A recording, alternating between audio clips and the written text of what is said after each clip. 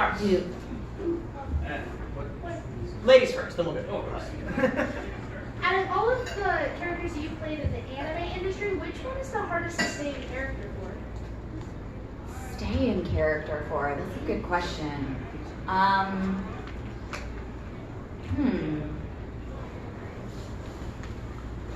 Probably Modoko Kusanagi from Ghost in the Shell Arise. And why I say that is because if you couldn't tell by being in a room with me for 30 minutes, I'm very animated naturally. Like my voice varies and I'm, usually pretty bright and bubbly and happy. And Modoko is very, she's very somber, she's very stern and a little bit more one note. And so keeping myself in the headspace where I don't go into my natural rhythms or natural energy was actually probably, even though she is not a vocally stressful character, it was hard for me to make sure that I stayed in that kind of mindset. And So I need to apologize for this one right now because I'm really not sure if you are able to or are allowed to answer this one. Yeah. But are you currently working on the newest volume of Ruby at all? Son, you really think I can tell you spoilers? Just yes or no. That's a spoiler. fair enough. I had to. I'm sorry. No, I had to try. It's totally fine. I've never done a panel where I have not been asked that question. So I was just waiting for it. No, I cannot say anything. I'm sorry. Figure I try anyway though. no, that's Fair enough. fair. Let's take the blue hat, then we'll take you. Okay, I gotta know. Favorite JoJo? Favorite episode or? Favorite of the stars? Oh, the Sapphire. No, I mean, which, of the JoJo lineage, which one is your favorite? Oh, the sun. Which one is The Joseph? yeah, Jotaro. Star? No, Jotaro. Oh, okay. Wait, Joseph is yeah. JoJo? Huh? Voiced by Matt Mercer? Yeah.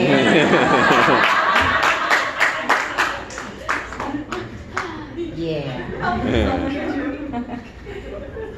Remember 4 years ago we had Matt Mercer here as a guest? Wow. We know.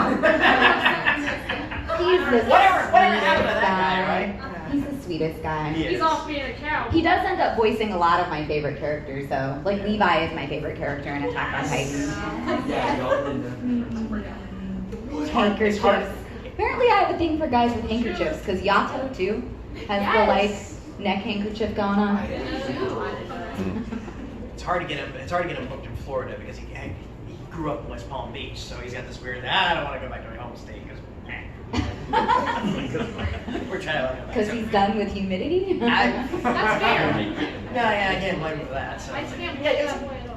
Okay, so you play Siamese in Persona 5. Out of all the females in the Phantom Thieves, who's best girl? Is this a trick question? I'm not allowed to say myself, right? Siamese in the Phantom Thieves. I know. Kind of like an honorary member. Okay, not really. I mean, I have to say my sister, Motoko. I mean, come on. Who doesn't love the sweet, smart, earnest girl? I do. So yeah, that's best girl for me.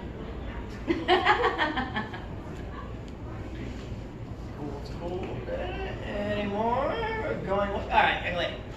Have you ever used your voice acting skills for shenanigans at drive-thrus?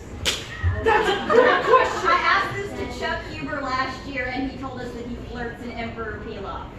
That's amazing. I know. I have not used it for shenanigans and drive-thrus. I have used it for shenanigans and prank calls. Yes! I call GameStop. I like to call GameStops and do the voice and then see if they can identify who the voice is. Yeah, again, I think I'm aging myself, but that was always like one of my favorite like shenanigans was prank calls because that's what we did when we were kids. So hard to do nowadays. Josh? I know. Darn caller ID. I know. GameStop does not have caller ID though. No, I used to work there. Actually, the young lady she had a question. Yeah. Okay, do you like Keo from Fruits Basket?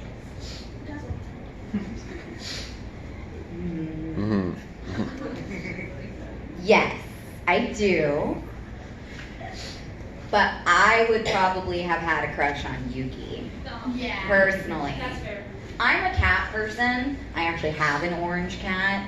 Yeah, what do you like? But like to me, she is a saint because Toru. I mean, because I don't do like if people are mean to me, I'm like, well, fine. Like then I'm not gonna have anything to do with you. Like I don't need to surround myself with your negativity. So she's a lot more patient with him than I would have been. Which is why I probably would have had a crush on Yuki and not Kyo. But I do really like his character, and I really like Jerry Jewell, who voices him. We have time for one more question. Ah, Looks like it's you. I love your glasses, by the Oh, way. thank you. I got them at Claire's. They're super cute. Oh, thank you. Out of all the baddies that we've seen so far in Ruby, who's your favorite? Ooh, that's a good question. I've always been like this, where I get really attached to people from like the first season or two. So not saying that I don't like some of the ones later on, but I always was super obsessed with Torchwick. Yes. I mean the like Clockwork Orange like eyelash thing, and I love Gray's voice, and I love villains who have like sass. Who aren't just like super intense and evil, like, but when they like have fun with it. So Torchwick was probably always my favorite villain from like the first couple of seasons. So I'm sure you can imagine how I felt later. It's okay. It's not okay. You don't gonna mention it's fine. I love that. I don't know if you guys watch Ruby Chibi at all. Yes. But one of my favorite episodes of Ruby Chibi is when Nora is like, "It's fine. It's all fine. It's all fine. That's kind of Nothing happened. Nothing happened." Nothing bad has ever happened. And it's like in Ruby Chibi, that can be the case. It's all sunshine and rainbows. Yep. what social media outlets can we follow you on, and do you have yes. any upcoming projects that you're allowed to talk about? So I am most active on Twitter and Instagram, not so much on Facebook. I keep that primarily for just friends and family, and I'm not on it that much anyways. Instagram, I must have been the first Elizabeth Maxwell to join because that is literally just my handle. And then Twitter, huh? You lucked out. Yeah, I know. And then Twitter, I'm about Elizabeth M. And let's see, is there anything I'm allowed to talk about? Well, we know Ruby's off the table. Or is it? Or is it? I don't think that there's anything I can tell you to like keep an eye out for.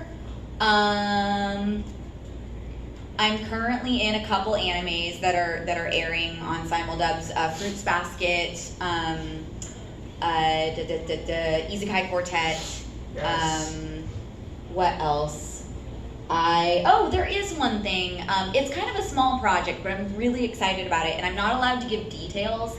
But I don't know if any of you guys know who Jordan Whitman is. He was the great creative mind behind Rooster Teeth's Nomad of Nowhere. He did a lot of he basically came up with the idea for that show and did a lot of the like environments and character design and so forth.